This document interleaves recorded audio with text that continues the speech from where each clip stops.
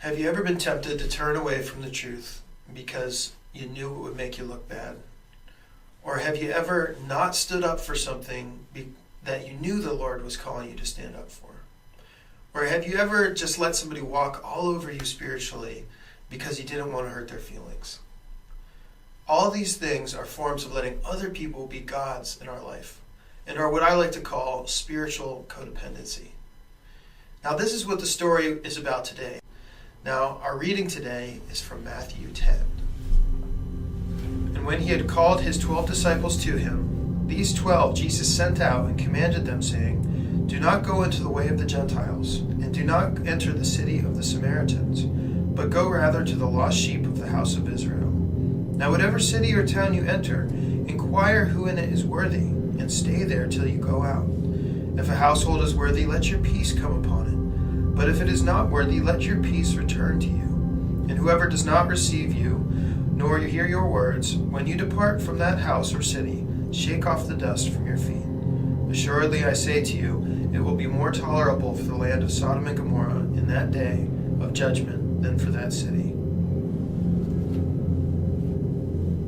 And the Lord was speaking to the disciples, and he said to them, "Go not into the way of the Gentiles, nor into the cities of the Samaritans, but go ye rather to the lost sheep of the house of Israel."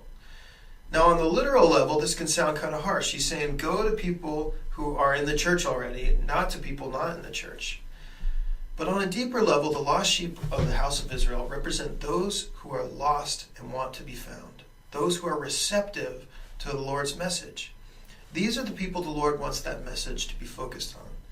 Now, the Gentiles and the Samaritans in this story represent those who are unreceptive, those who are in a Gentile state and want to stay Gentiles, those who are in ignorance. If you've ever seen the movie The Matrix, it's those folks who want to stay in the Matrix even though it's a totally fake reality. So in this story, the Lord also said, when you go into a city and they don't hear your message, or you go into a house and they don't hear what you're saying, when you leave that place, shake the dust off your feet.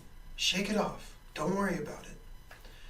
You see, the Lord knew they were going to have a temptation to maybe change the message or stop preaching it if they didn't get received.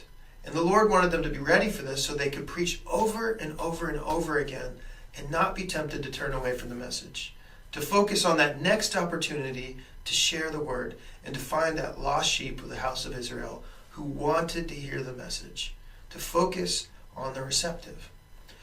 Now, maybe some of you have heard of the Great Commission that the Lord gave to the disciples at the end of his life to go and spread the gospel to all people. But what you might not know is that 2 times he sent them into Jerusalem before this. And when he sent them there, he gave them very different advice than when he sent them into the world. You see, the Lord knew that he was sending them to a people that would not receive his message. These were the people that eventually were going to crucify him and reject him. And the Lord wanted the disciples to be prepared for that. And if we live in the Western world today, we live in a similar situation to this, where the Lord has told us through the works of Emanuel Swedenborg that the old Christian church has fallen so far away from the teachings of true Christianity that he has to raise up a new church. And he knows that that church isn't going to be received very easily with these people. But he doesn't want us to give up, and he doesn't want us to change the message, and he doesn't want us to stop teaching the truth. He wants us to focus on that next city, that next opportunity to share that message. Now, on an even deeper level, this is talking about more than people. This is talking about reaching out to the receptive part of everybody. You see, even talking to an atheist, you can talk to that receptive part of him. Instead of having an intellectual debate, you can ask him something like, is there any part of you that still believes or wants to believe? Is there any times that you have some doubts about your atheism? Or if you did believe, is there anything that you'd really love about believing? In this way, we can reach to that receptive part of almost anybody and maybe bring a lost sheep home. So next week, we're going to be talking on another video about another expectation the Lord has of how his message is given. But for this week, I have a challenge for you, if you choose to take it.